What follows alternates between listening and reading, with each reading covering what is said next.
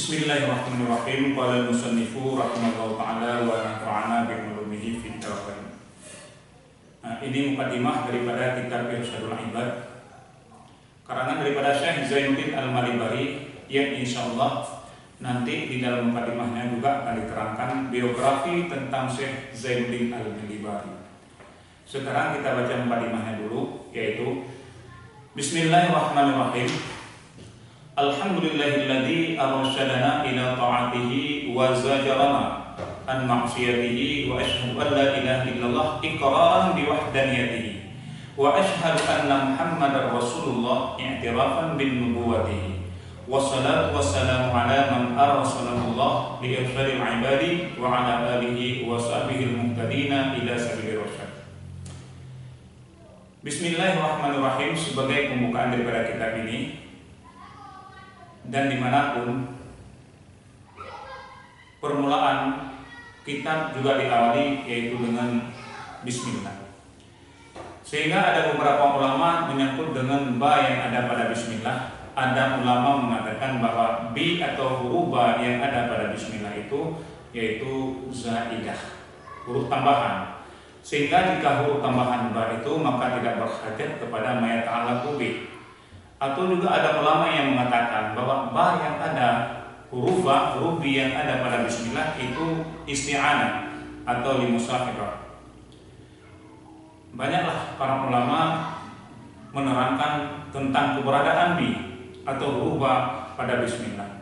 Insyaallah di lain kali akan kita bahas. Kemudian ada satu hadis, sesungguhnya Allah SWT menurunkan kitab jumlahnya yaitu 104 kitab. 104 kitab itu 100 berbentuk suhuf. Kemudian 4 yaitu Zabur yang diturunkan kepada Nabi Daud, Taurat kepada Nabi Musa, kemudian Injil kepada Nabi Isa, dan juga Al-Quran kepada Rasulullah.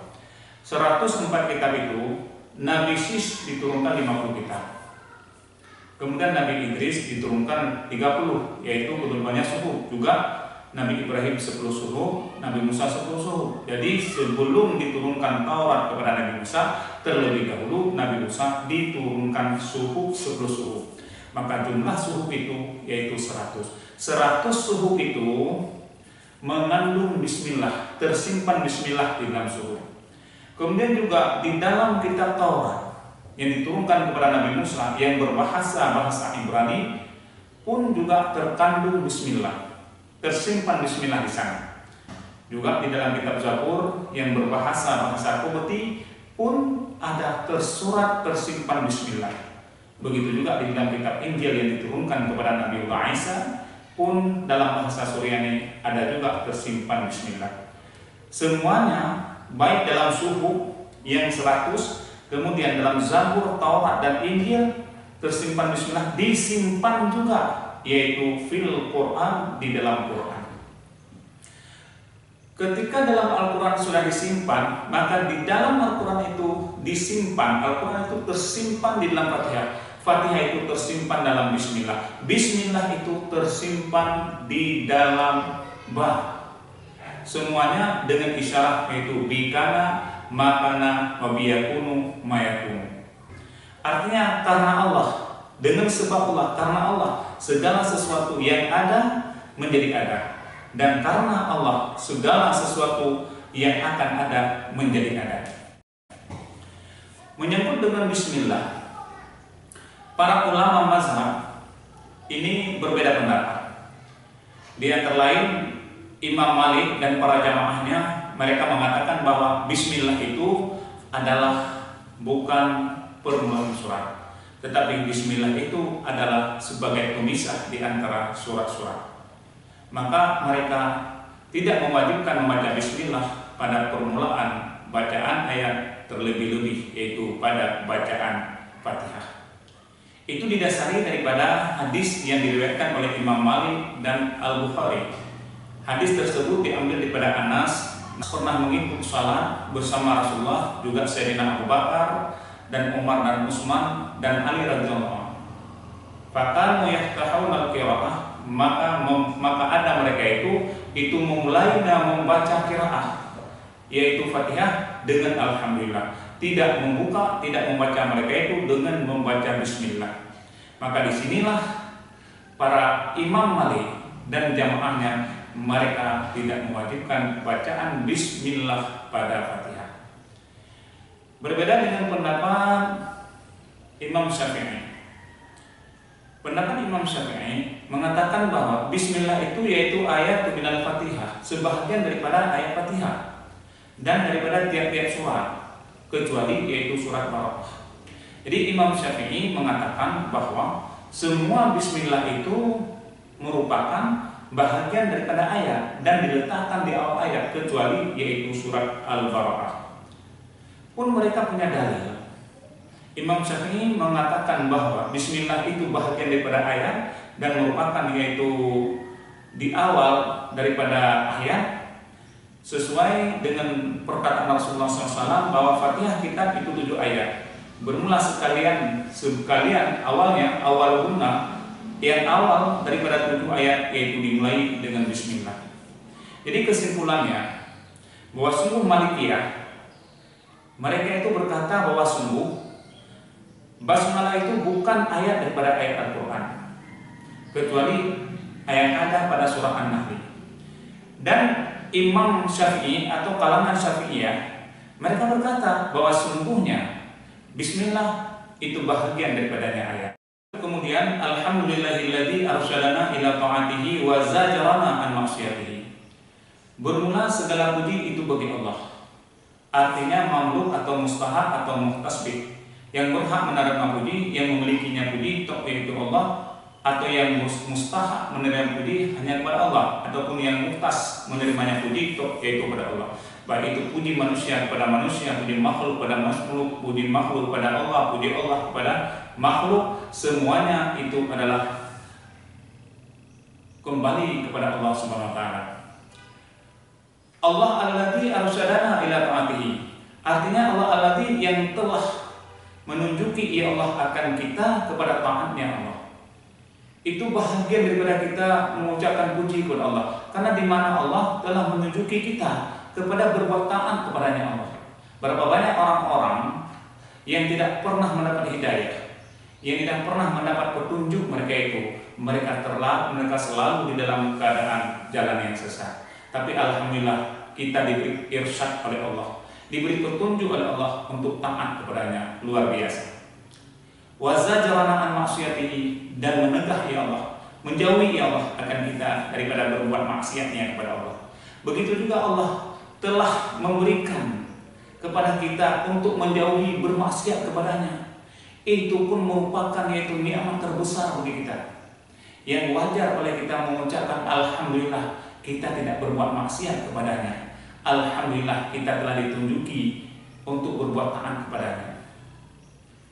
Wa asyhadu an la ilaha illallah iqraran bi wahdaniyatihi, dan aku bersaksi bahwa sungguh tidak ada Tuhan kecuali Allah, iqraran bi wahdaniyatihi, akan sebagai pengakuan dengan keesaannya Allah.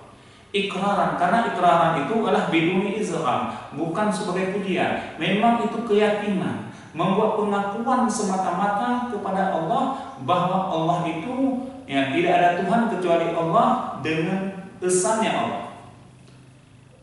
Wa asyhadu anna Muhammadar Rasulullah, dan aku saksi juga kata musannaf akan bahwa Muhammad itu Rasulullah, i'tirafan bin nubuwwatihi, akan sebagai pengakuan dengan kenabiannya. Artinya betul-betul membuatkan asyhadu dengan i'tirafan dengan nubuahnya Nabi. Karena Muhammad itu banyak namanya, maka di dalam asyhadu an la ilaha illallah wa asyhadu anna Muhammadar Rasulullah itu tidak boleh diganti. Sebab Muhammad itu nama Nabi di sisi orang-orang mukmin. Kalau di sisi Allah sering memanggilnya itu Thaha dan Yasin. Sedangkan Muhammad namanya di sisi ahli jannah, ahli surga, esok namanya adalah Al-Karim. Di sisi ahli neraka yaitu Abdul Jabbar. Sedangkan di sisi ahli aras yaitu malaikat yang di bawah aras, yang menunggu aras, mereka memanggil Abdul Majid.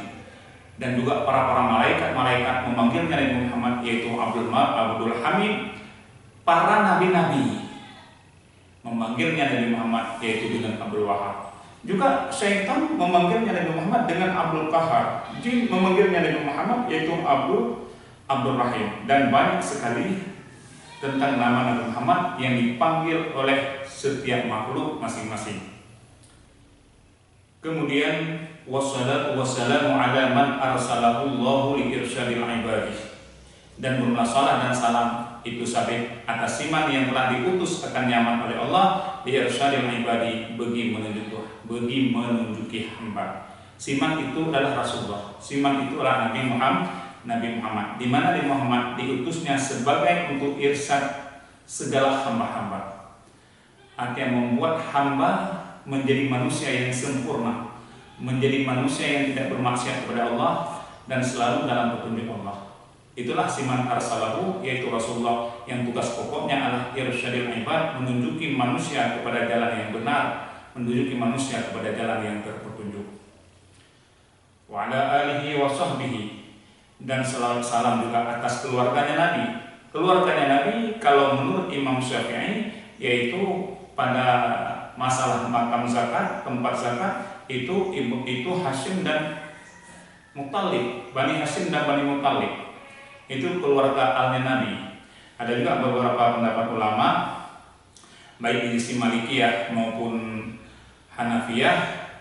Nah, itu kalau al-Nabi termasuk Abbas, Ja'far, Aqil, Haris, dan Abdul Muttalib. Itu al-Nabi di sisi mereka itu. Tapi di kalangan Syafi'iyah hanya dua, yaitu Hashim dan Bani Muttalib. Kalau di kalangan daripada Abu Hanifah dan juga Malikiyah itu 5, yaitu keluarga Abbas, keluarga Ja'far, keluarganya Aqil, keluarganya Haris, dan keluarganya yaitu Abdul Muttalib.